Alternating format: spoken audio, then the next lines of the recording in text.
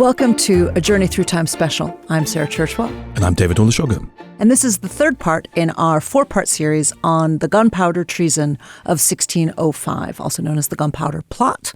It's the most infamous act of treason in British history, an attempt to strike a terrible blow against the state that would unquestionably have changed the course of British history.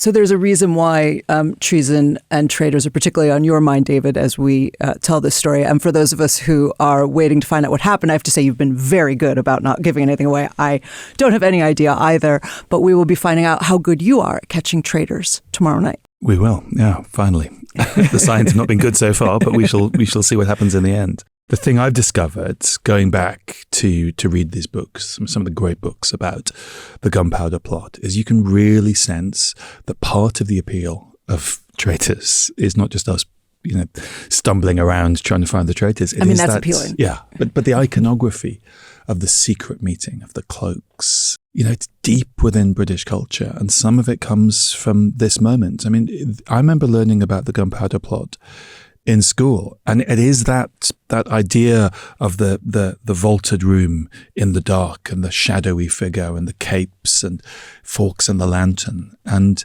I think the English, it's kind of in our kind of blood that we sort of this idea of conspiracy. There's lots of stories about America in the early 20th century when America didn't have a secret service, and they looked at the British and how much the British just kind of took to spying, and it was sort of very deep within their culture, and the Americans had to kind of learn when they were building those early security services what the British seemed to have kind of learned with their mother's milk, which is this kind of love for secrecy and clandestine operations and spying. And I think the roots of that lie in the religious wars of the 16th and the 17th centuries, that there is something within British culture that comes from that moment that in a kind of very light and kind of silly way is kind of one of the things that makes traitors, really attractive. Alongside us kind of being rubbish and pushing giant horses up hills and all the kind of crazy stuff as well. Part of the fun, of course, of it is the ways in which it is something of a conglomeration of history, we might say, that they're taking a fast and loose approach to history. We've got the Trojan horse and the Gothic all in the same story. Yeah, the one thing you cannot say about traitors is it takes itself too seriously. No, or history very seriously, but that's all to the good. So that we ended last time with the original meeting. They didn't wear hoods, sadly. It's almost, or they didn't meet in a tower. They met in a pub on the Strand in London. Right. So well, they needed to talk to Claudia Winkleman about how to do it right. If you're actually going to plot treason, got to find a tower. They hadn't worked it all out yet, so they just met in a pub on the Strand in London. But they took a very, unlike the silliness that we've been talking about, they took a very serious conspiratorial oath, and they laid out their plan to destroy Parliament, to kill the king and destroy the government. And this is terrorism. We have to be clear about this. This is a plan that would have killed not just their targets, it would have killed lots of innocent people. It is an incredibly brutal act that they're contemplating. And they are deadly serious. The conspiracy begins with those original 5. And we're going to talk about how the number of plotters increases. And with all plots, the challenge is secrecy. And as more people are involved, more people potentially could know about it. The plotters believed they had God on their side. And really early on, there is an almost providential stroke of luck that convinces them that this is meant to happen. On the 9th of June, so just a couple of weeks after the meeting at the Duck and Drake pub, one of those original 5 plotters, Thomas Percy, is appointed a gentleman pensioner. That sounds like a sort of silly title, doesn't sound very impressive. What it means, it's the equivalent of being given a security pass to Parliament today. He is kind of unofficially, kind of in theory, part of the King's bodyguard. And it meant that he had a reason to be in Parliament. He had a reason to be in the corridors of power. It is for a Catholic who is on the radar of Robert Cecil, the Secretary of State, Queen Elizabeth, and now King James's spymaster. It is a quite incredible position that he finds himself in. He gets this role because he is a relation, not a very direct relation, but a relation of the Earl of Northumberland. The Earl of Northumberland is Thomas Percy's patron, and that is going to be a disaster for him in the end. And it means not only can he get Thomas Percy this job as a gentleman pensioner, it means he can pull strings so that Percy can take up the job by not swearing the oath of supremacy, which is where he accepts that the king, not the Pope, is the religious authority in the land. As a Catholic, he would have refused to do that. So once again, this is family networks. This is people who are related to each other, pulling strings, making things happen. This is a network of kinship. And that's what really comes across in the story of the plot, is these people are related to each other. They know each other. They, in some cases, have gone to school together. They're brought up together. This is a deadly mistake by the Earl of Northumberland. Because it is a mistake, right? So he's not in on the plot. He's not pulling strings because he wants to get Percy in this position. It's nepotism. It's a distant Innocent relative, nepotism. but he's in a position of power and he doesn't know anything about the plot. But, this guy's got my family name. He's part of my family. Let's give him a leg up. It turns out to be a catastrophic mistake. What it means is Percy's able to rent a house in Westminster near Parliament, and there they can set up Guy Fawkes. And it's at this point that Fawkes takes on a false identity, the name he was going to use throughout the plot right up until he collapsed under torture in November 1605. This is the moment when the Catholic fanatic, the professional career soldier Guy Fawkes, becomes John Johnson, the servant of Thomas Percy. It's not the best fake name. It's also not the most frightening fake name. It is about the most rubbish fake name in all of history. It's like John Johnson of 123 Fake Street. I mean, it is just, it's pathetic. But that is the name he gives throughout this plot. It is the name he gives when he's arrested. In early July 1605, Parliament is prorogued. The new session of Parliament is set to begin on the 7th of February 1605. Now, this is normal. Parliament has sessions. Proroguing just means it's suspended. That's happened. We've seen it happen illegally, rather more recently. Quite recently, yeah. What it does is it gives the plotters time to expand their plot, to prepare, to gather the materials that they need. And so they start recruiting. The original 5 members who'd met at the Duck and Drake, they need more manpower. And so they recruit the men who are going to become infamous and forever connected to the plot. A man called Robert Keyes joins. His role is to manage the movement of gunpowder from Robert Catesby's house, which is in Lambeth, almost opposite Parliament, just over the river. In December, the plot expands accidentally because a man called Thomas Bates, who is Robert Catesby's servant, he kind of, he's knocking around. He learns what's happening. So he is brought in on the plot. In March 1605, the plot is extended yet again when 3 new conspirators join. John Wright's brother, Kit, Christopher, he joins the secret circle. Thomas Winter's brother, Robert, also joins, and a man called John Grant, who we don't know that much about, also joins. Later on, they're going to be joined by Ambrose Rookwood and by a Catholic gentleman called Everard Digby. And they are going to be involved in a plan in the Midlands, the second phase that we'll get to later. Some of the later conspirators are brought on because they need money. This is all getting quite expensive. And in October 1605, the very last of the conspirators, Francis Tresham, is brought into this secret circle. So it's 13 men in total. The example of Thomas Bates, the servant of Catesby's who joins, it feels instructive though, right? Because there's a lot of kind of dumb luck involved in this, in that if he had been a servant who was not prepared to be brought into the circle, he presumably would have turned them in. And as they keep bringing more and more men into the circle, they obviously, by definition, are increasing the risk because each of those men has servants and has families and has somebody who might be prepared to blow the whistle. Yeah.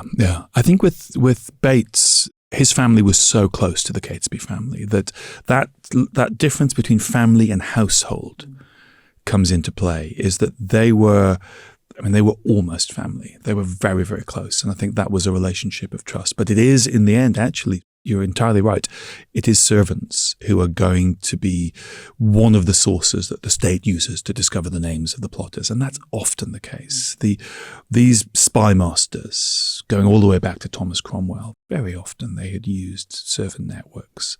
They'd bribed servants to get information. You can see why. It's the kind of obvious thing to do. Because they're around. People talk as if they're not there, because in this kind of horribly kind of class-based society, they're a security risk. Thomas Bates was so close, he seems, he goes to the scaffold as one of the plotters. So he is clearly somebody who is committed both personally and in religious terms. So they've got the group, they stop at 13. These are the men who are going to take this forward. And they know basically what they want to do is blow up Parliament. Yeah. Now they've got the help of Thomas Percy, as you say, now being able to get this house near Parliament. But they still have a big question to answer, which is how are they going to get the explosives to Parliament? Yeah. Well, this is where our understanding of the plot is shaped by the official narrative, which is written afterwards, masterminded by King James himself. And the version I was taught at school was that the plotters started digging a tunnel underneath Parliament, and they're going to dig this tunnel, create a chamber at the end of it underneath Parliament, pack it with gunpowder, and then blow it up. And this is a military technique used at the time called undermining. That's where the phrase comes from. You Another great etymology. Yeah, there we go. You dig a tunnel under a wall, you fill it with dynamite, the tunnel collapses, the wall falls down, and you can charge in and capture a castle. So it's similar to that. Now, the conspirators understand that they need expertise on explosives, so they've hired Guy Fawkes. They never recruit anyone who knows anything about military mining or anyone who knows about mining of any sort, as far as we know. And there's no physical relic of this tunnel has ever been found. When the old House of Lords chamber was demolished in the 1820s, no trace of this tunnel was found. It's never been found.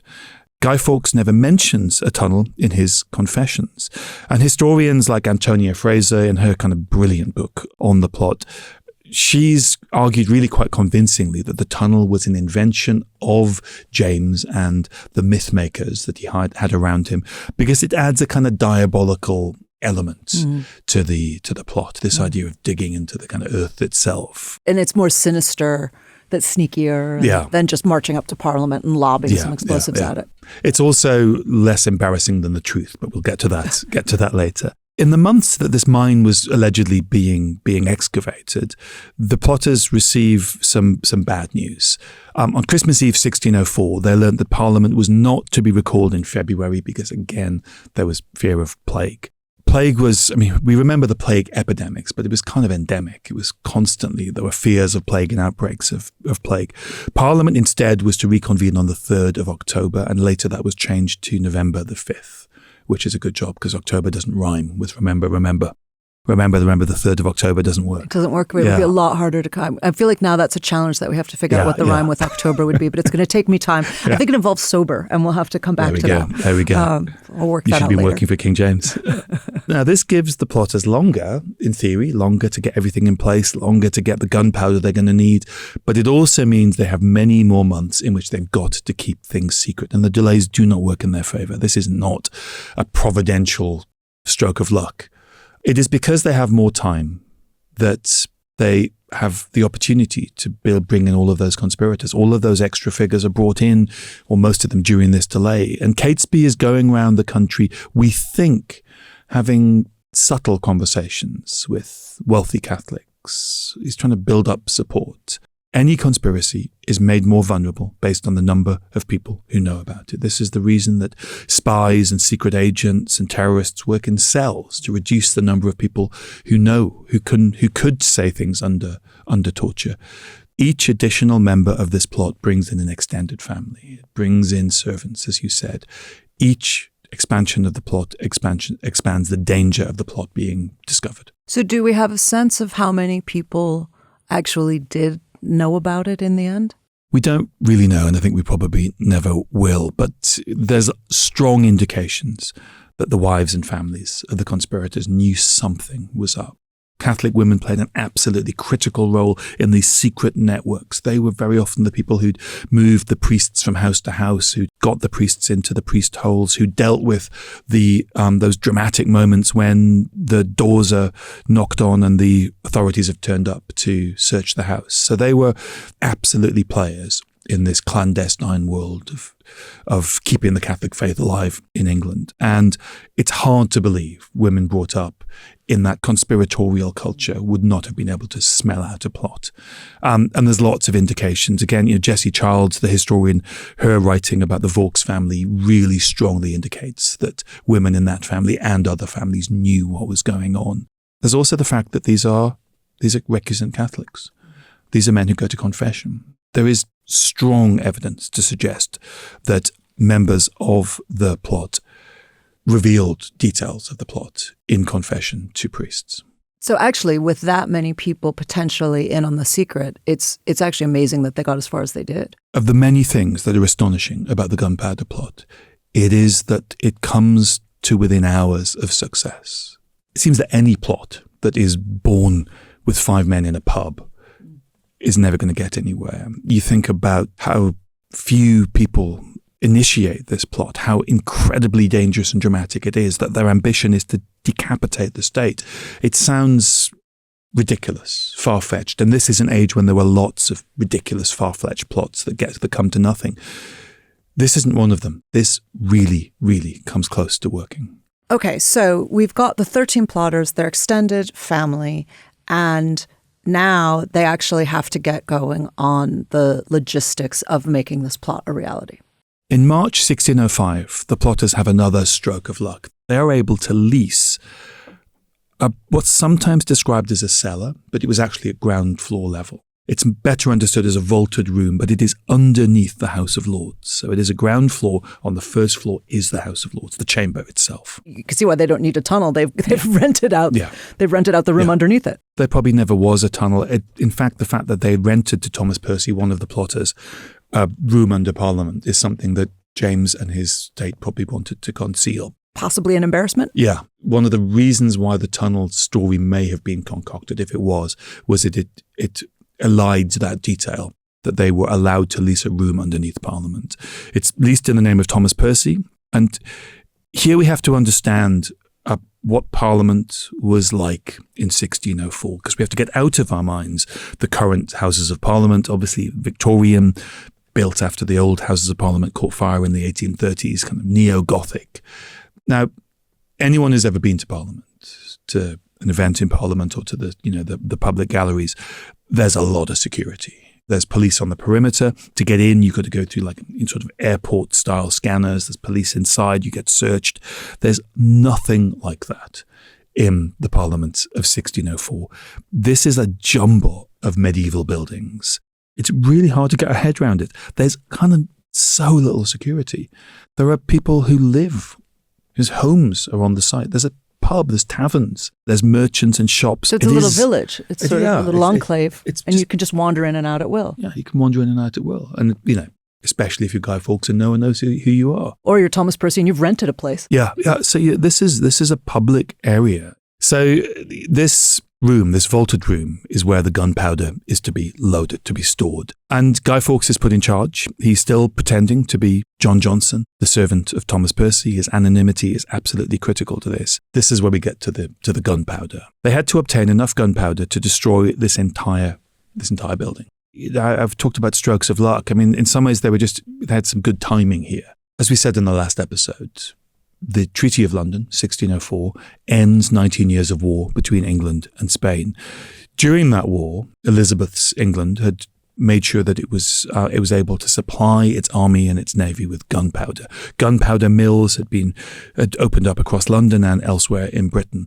Gunpowder is saltpeter, charcoal, and sulfur mixed together. I don't know exactly how it's done.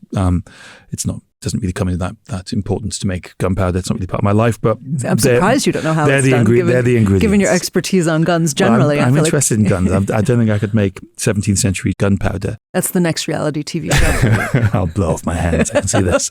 Once peace is signed, there's a glut. It's like kind of army surplus at the end of the Second World War. There's oversupply. It's a buyer's market. The people who run the powder mills want to get it off their hands. So there's never been a better time to be buying large quantities of gunpowder cheaply and efficiently. The plotters take it to Robert Catesby's house, which is in Lambeth, almost opposite the Houses of Parliament, and then they ferry it across the Thames at night in a little boat. Now, think about the Thames. In the early 17th century. It's like the M25. It's the kind of busiest superhighway in the country. One little boat with some barrels in it going back and forth. You're never going to draw any attention. It's one of hundreds. So they're able to slowly build up their supply, the number of barrels of gunpowder in this vaulted room underneath Parliament. Now, one thing here is that gunpowder decays. It loses its potency. It in effect has a sell-by date. So there is a sort of, a ticking clock about the gunpowder itself. So as soon as they buy it, the clock is ticking, time is running out, and they've only got so much time before they detonate it or it won't be any good to them. That's right, yeah. We think the amount of gunpowder that they accumulated was 1 metric ton, so a lot. And that is total overkill, and it may have been more than that. It would have instantly turned, the moment it was ignited, into superheated gas, and that expands enormously. Now, the walls of the vault were 9 feet thick, so the weak point is the ceiling. That would have blasted all of that superheated gas, all of that heat, that fireball, up through the ceiling, and it would have killed everybody in the House of Lords instantly. People have estimated this. People have actually carried out explosions with models to get some sort of idea of it. The estimate is it would have destroyed everything and killed everyone within a 100-meter radius. If it had happened, this would have been an unbelievably devastating attack. And there's kind of one more thing which is worth saying. Imagine an alternative timeline where this plot works. This would have been a huge explosion and a fireball in a very crowded wooden city. Now, we know what happened from our previous episodes on the Great Fire when a small fire broke out in a bakery in Pudding Lane on a night when the wind could fan it. This could have caused a fire that would have been perhaps impossible to control. The other thing is the people who would have died in this explosion were those in charge. There would have been a power vacuum at the very moment you need authority to fight a fire. Remember how important the king was in fighting the Great Fire of 1666. Well, in 1605, the king and his family and his ministers have all been killed. So you could have had a fire raging in London at the moment of a power vacuum. We could have had a Great Fire of London, as well as the Great Explosion, the Catesby Conspiracy, as it might have been known. We could have had a Great Fire of London in 1605 rather than 1666. So the scale of the catastrophe, I mean, as you say, it would have altered history in all kinds of ways, but it could have just been absolutely unimaginable. But it's interesting, the historian Pauline Croft has pointed this out. As well as the explosion, there is a fireball. And that potential for it to ignite a wooden city it's something that's rarely discussed, but it's really, really interesting to think this could be far more than the destruction of the ruling elite and the regime. It could have taken a lot of London with it. Now, the part of the gunpowder plot that everyone knows is Guy Fawkes, the barrels of gunpowder, the plan to blow up Parliament. But there was kind of more to the plot. That part is what you'd call a decapitation strike. You wipe out the ruling elite, you create a power vacuum, but then, what do you do next? I mean, one of the comparisons here was the war in Iraq, where lots of plans were given to how you depose Saddam Hussein and not much thought was given to what you do next. What happens when you create a power vacuum, you destroy the Ba'athist Party, you arrest Saddam? It's kind of similar. They've got to work out what they're going to do next. And there is a part 2 to the gunpowder plot, a lot less well known, and that is about a rising of Catholics in the Midlands. It is a dream, a fantasy of remaking the nation in a way that will be more sympathetic to Catholics. If the gunpowder part of the plot feels a bit fanciful, part 2 was crazy. So I think we need to take a break there. And when we come back, we will find out if you think the gunpowder plot is crazy, how crazy what comes next is.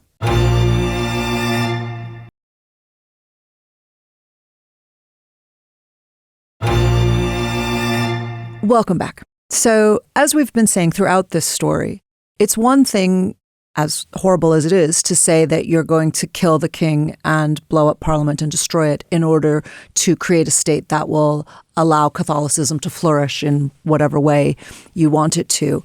But killing the king and the government is not the same thing as creating the conditions for that to happen. No, they were clear about how they were going to bring the current regime to an end, but they were a lot more vague about what happens next. What happens on the morning of the 6th of November, 1605. They've created a power vacuum if this succeeds, but they had to work out what fills that vacuum.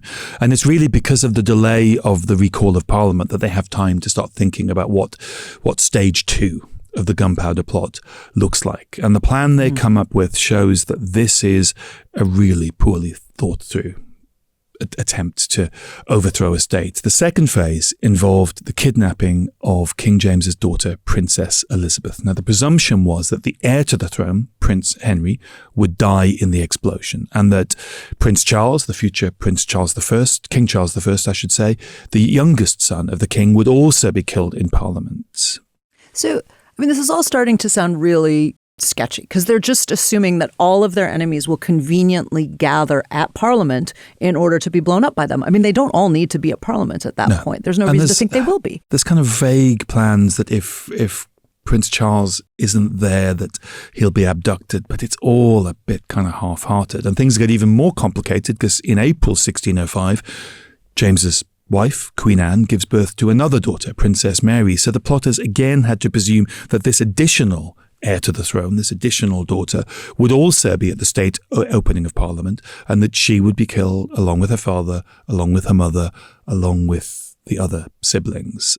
Princess Elizabeth, however, was not in London. She was in a house near Coventry called Combe Abbey, and so she was the focus of the plan. Because she was not near Parliament, so they thought they could get a hold of her. She was not in London. She was separate, and therefore what they imagined was that she would be seized by a group of Catholic gentlemen in the Midlands, and that would be led by Sir Everard Digby, who was one of the latter men to join the conspiracy, and that he would lead this group that was known as the Hunting Party, and that they would take this young girl, she was 9 years old, and that she would be a potential figurehead around which they could organize a new regime. So not only are they assuming that all of the family will conveniently put themselves into Parliament to be blown up, apart from the girl who's living elsewhere, but she's 9 years old, and they're also assuming, I take it, that then at that point they're going to be able to convert her to Catholicism, because in order for any of this to work, for her to be a figurehead, she would have to be Catholic herself, right? There's a kind of short-term or sort of medium-term and a long-term plan. The medium-term plan feels just overstated at this stage, David, I'm going to say. An idea. Delusion. They vividly imagine how they're going to capture Princess Elizabeth. What happens next is even more kind of vague. They imagine that she will become a figurehead. And it's interesting that they feel they need a steward. Remember, this regime's a couple of years old. We've just come to the end of the Tudor age. But because James had come to the throne legitimately. Right, they want that legitimacy. Exactly. So they want a steward, but she's 9. And they dream that they can marry her to a Catholic prince, Spanish, French, Catholic is what matters. And that she will become the queen of a new Catholic Stuart dynasty. And they imagine that in the interim, the country will be ruled over by a regent who will be whichever of the great Catholic aristocrats had happened to not be in Parliament on the 5th of November 1605, or one of their sons who survived. They're unclear about who this could be, but they have, I mean, again, his plan glamorizing it. What's really interesting is I don't think they ever think through stage 2 of the plan properly. And I think if they had, they wouldn't have gone through with stage 1. It's really quite extraordinary, because as soon as you start thinking about it, you think, well, there's nothing to say that it has to be a Catholic who takes charge. If you create all of this, this power vacuum, I mean, why wouldn't it be a Protestant who takes charge? There's just as much likelihood as that, and many of them have more political power than the Catholics do by definition. They're going to have the populace behind them. So it's really a harebrained scheme. And they're a tiny minority, the recusants, the hardline Catholics.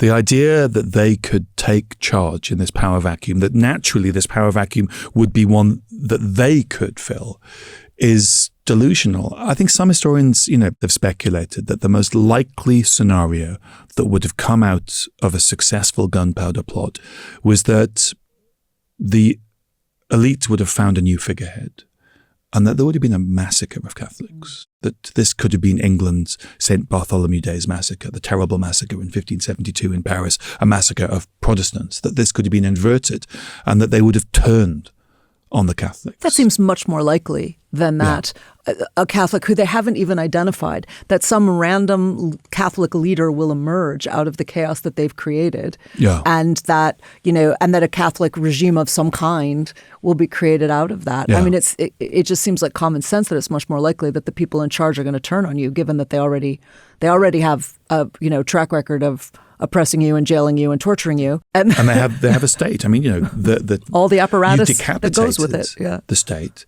But, Robert Cecil has deputies. You can kill the people in charge, but there are people beneath them.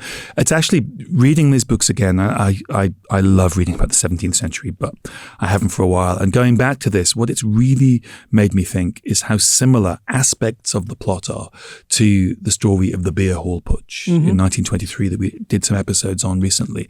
The Nazi attempt to grab power in 1923, because they have a lot in common. I mean, they're very, very different worlds. Clearly. 1920s Germany, early 17th century England. But there's a group of fanatical young men at the center of both. There's incredibly charismatic leadership, Catesby in 1605, Hitler in 1923, not comparing Catesby to Hitler. Understood. Not comparing legitimately oppressed Catholics to the early Nazi party. But they both have this dream that if you decapitate the state, that people will somehow be so confused that you will just be able to push them over and take power. Not that they will regroup, not that they will find a new leader, not that they will then persecute you.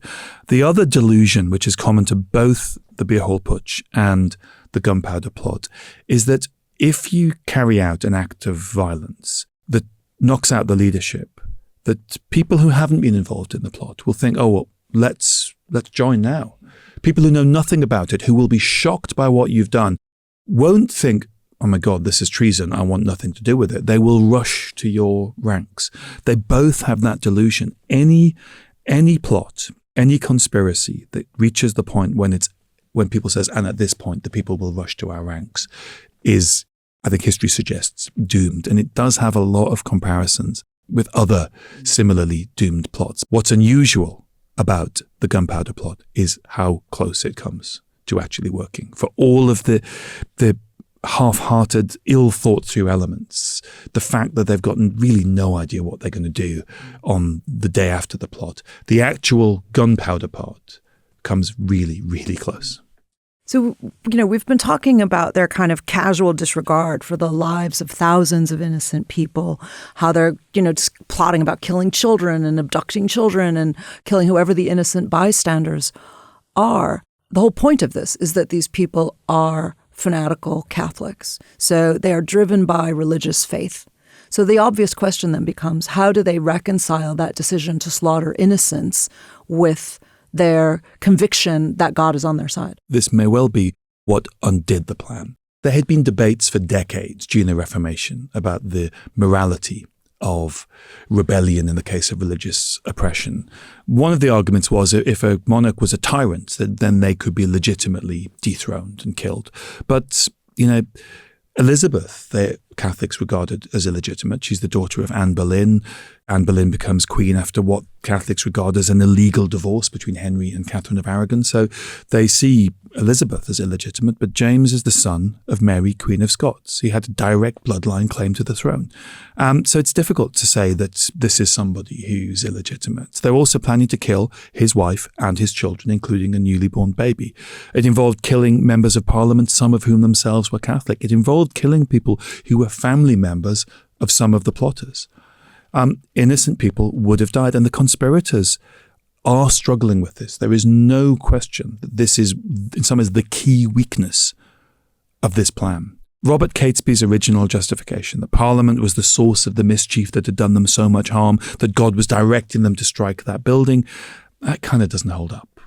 It's how religious terrorists always justify the slaughter of innocents, isn't it? Is that, we've chosen this target and it must be because God wants us to do it. But if you actually are recognizing that it's not just that they're killing innocents, also that they're killing fellow Catholics. Queen Anne, also a Catholic, as we said earlier. So clearly this has to be preying on their minds. It's preying on their minds, and it is also something that they are discussing with their priests in confession. There's very strong evidence that Catesby had a theoretical conversation about whether it was ever justifiable to kill innocents with one of the Jesuit priests. It is this concern about the deaths of innocents and the deaths of people known and close to the plotters that generates the leak that allows the authorities to intercept and prevent the gunpowder plot. Okay, so let's get to that leak then. So people are getting worried for various reasons. Some of the reasons are quite 17th century ones. Yeah, the autumn of 1605 is an autumn of bad portents. There are signs literally in the skies that something bad is about to happen. There is a solar eclipse and then there is an eclipse of the moon. But within that group, that tight-knit group of the conspirators and their families, these wealthy Catholic recusant families, many of them in the Midlands, they know what's going on. They don't know the details, but there's a strong sense that the hotheads, the rash young men, are on the verge of action. The network of spies run by Robert Cecil, the King's Secretary of State, they begin to pick up signs of activity. I mean, Cecil's desk is constant. There's a constant flow of papers about plots and schemes, some of them kind of nonsense, lots of kind of acts of God and warnings and threats. But he is astute enough to always know where the risk comes from. Now, Guy Fawkes had come onto their radar for the first time. Remember, his anonymity is critical. They know that he is connected to Catesby. What they don't yet know is that he's using the false name John Johnson. So he's come onto the radar as Guy Fawkes, not as John Johnson. That's right, yeah. Probably because of networks of spies in Flanders, in the Low Countries where he'd been fighting. In October 1605, the king is out of London, moving around from grand house to grand house, doing the thing he loves most in the world, which is hunting. On the night of the 26th of October, which is Saturday night, this is in some ways the pivotal moment when history changes. This is the hinge moment. A man called Thomas Ward, who is a servant to the household of Lord Monteagle, is approached on the street by a tall man who gives him a letter. Lord Monteagle is William Parker. He is a Catholic aristocrat. He is the brother-in-law of Francis Tresham, the last of the plotters brought into the conspiracy.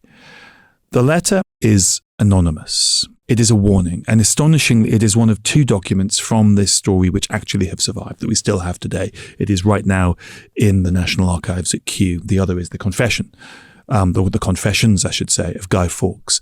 The letter, famously known as the Monteagle Letter, I'm going to read the first part of it. It said, "My lord, out of love I bear to some of your friends, I have care of your preservation. Therefore, I would advise you, as you tender your life, as you care for your life, to devise some excuse to shift of your attendance at this Parliament. For God and man hath concurred to punish the wickedness of this time." And then it goes on, "They shall receive a terrible blow, this Parliament, and yet they shall not see who hurts them." The letter then instructed Monteagle to burn it. Now, as you say, Monteagle is a brother-in-law to one of the plotters.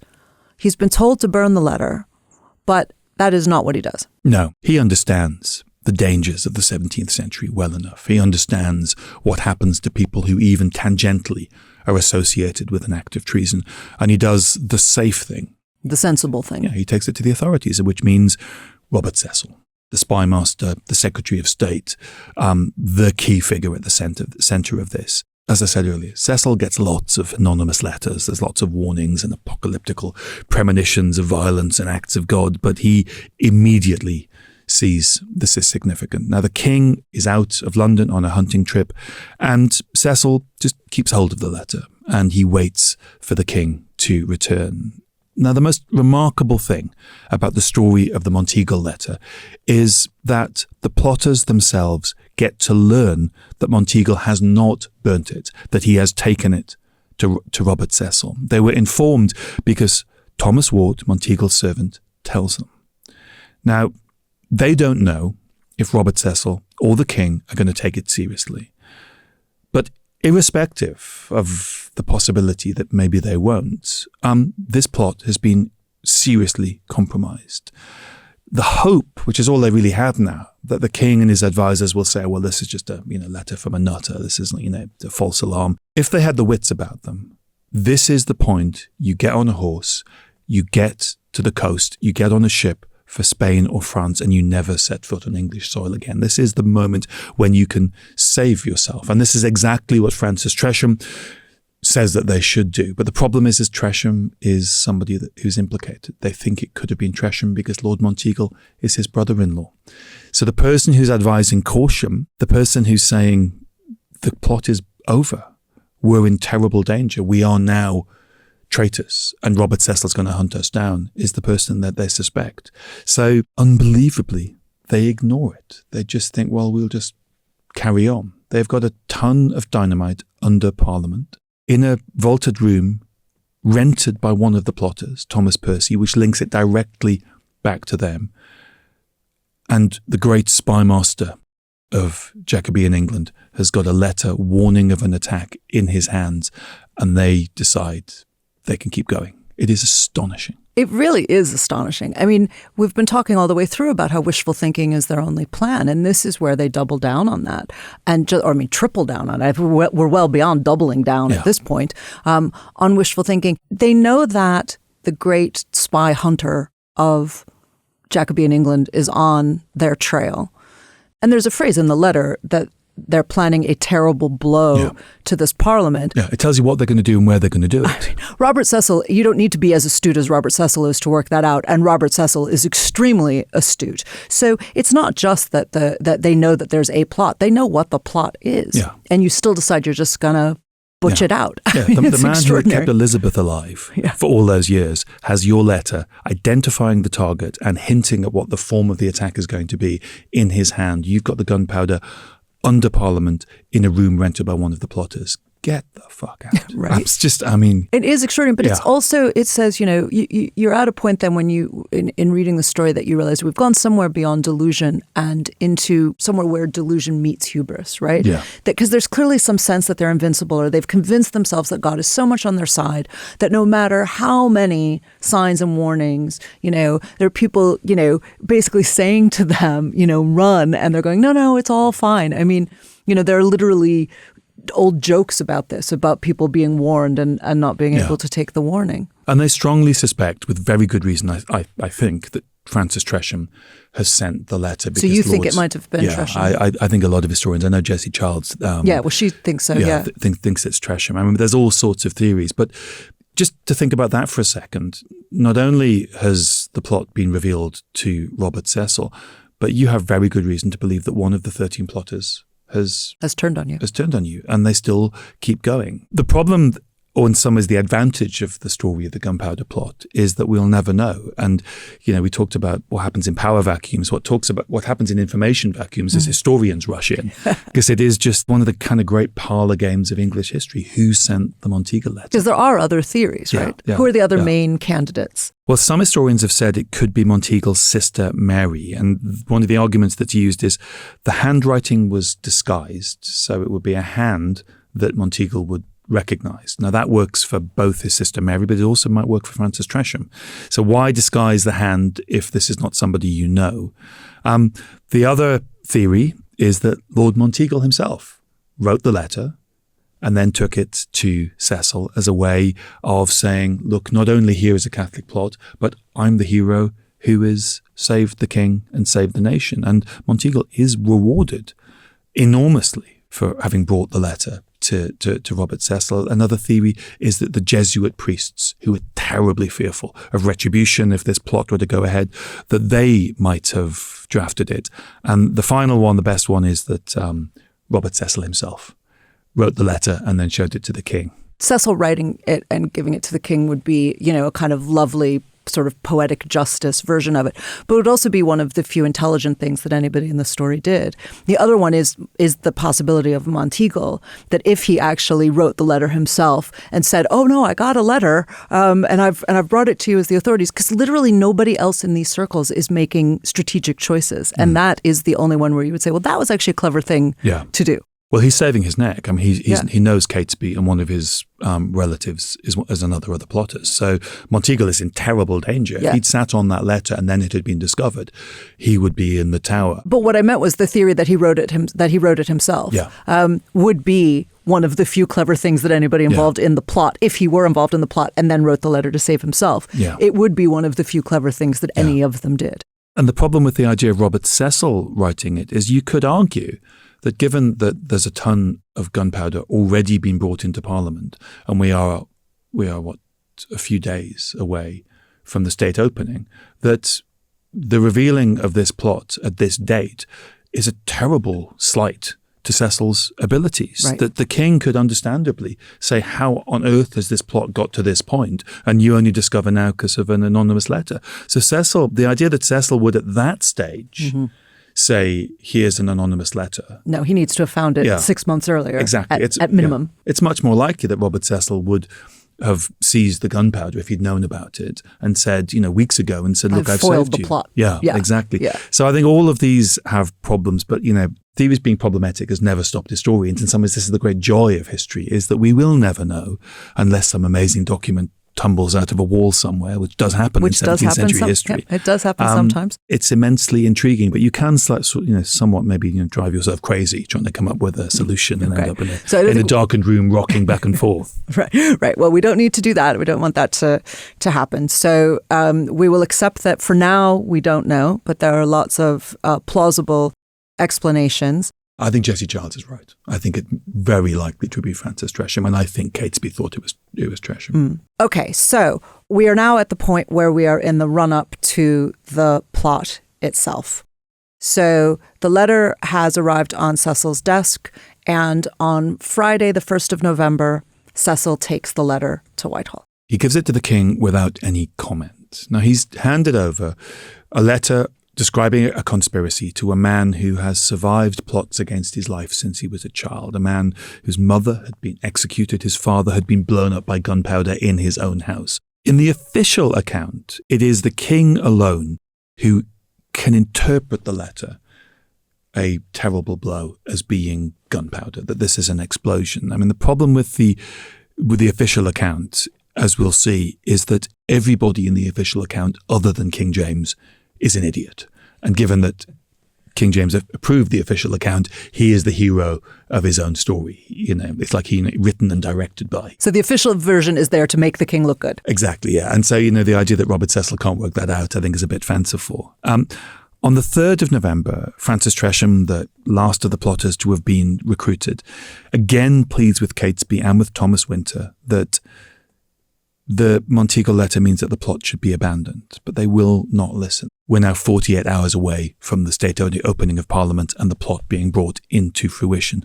On Monday, the 4th of November, the day before the state opening of Parliament, the king orders the Parliament to be searched. Now, again, we have the official account. The official account says there were 2 searches. The first was inconclusive, but in that first search, Guy Fawkes was discovered. He was discovered in the vaulted room under the House of Lords. He wasn't questioned, he wasn't arrested, but he gave his name as John Johnson, his fake name, and he said he was a servant of Thomas Percy. And in the official account, the men who searched Parliament go back to the king and report that they met this guy, he was the servant of Thomas Percy, and the king alone goes, what?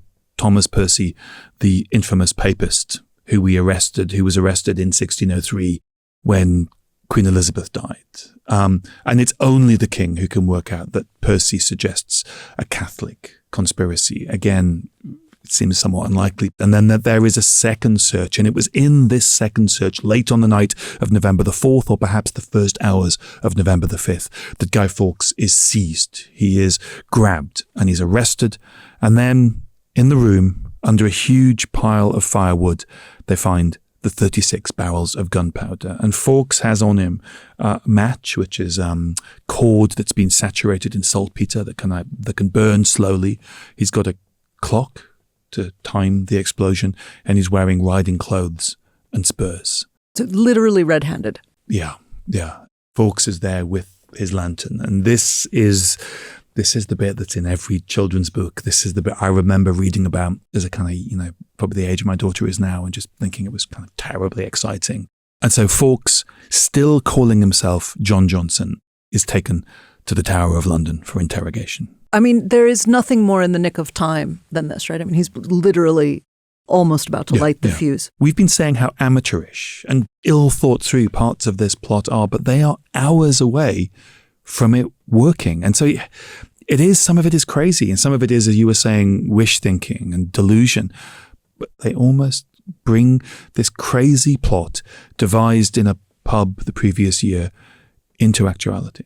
We've been saying how amateurish parts of this plot are, that it hadn't been thought through, that it's really rage, and it's motivated by a sense of injustice, and they haven't really got a proper plan. But it is hours away from successful, and it is worth just, thinking about an alternative timeline. Who would have died if this had been successful? The king and his family, the Stuart dynasty, other than perhaps Charles, definitely Princess Elizabeth, would have been wiped out.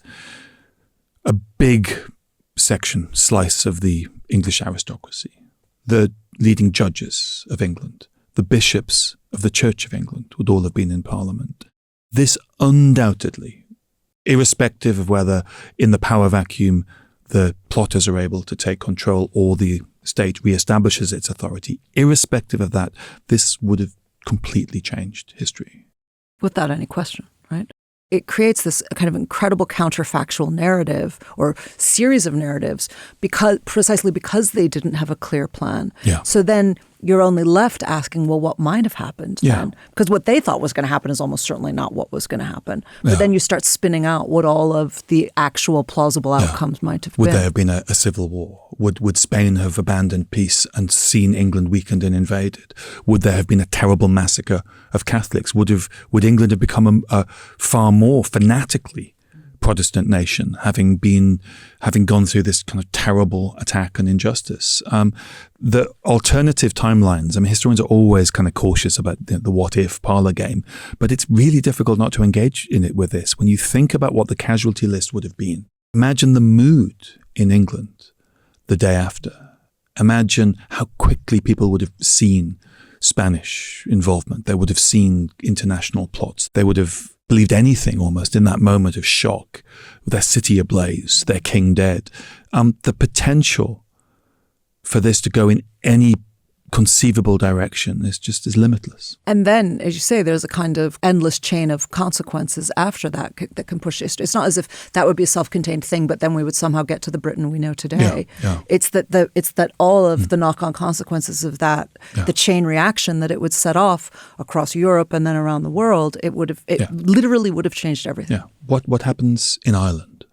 What happens in Scotland? What happens to the East India Company that's making its first missions? What happens in America? Because it's going to have a completely different relationship to Parliament after that too, right? Yeah. For everybody, it changes. Who are the pioneers who go to America in this different world? Exactly. Are they English Catholics or are they English Protestants?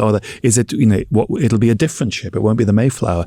Everything hinges on that moment. And so, the drama of the tall man with the hat and the lantern caught red-handed, it is cinematic, it is out of Hollywood. And that's what grabs our attention. But once our attention has been won, the what-if question is it's endlessly fascinating. We've said, why is this remembered 420 years later? It's remembered because it is one of the greatest stories and one of the greatest what-ifs in all of history. Well, on that note, we have to stop here. The gunpowder plot has been foiled, but the search to find the conspirators is, of course, just beginning. So join us next time to find out what happens to the plotters and how it all unravels. Thank you very much. Thanks for listening.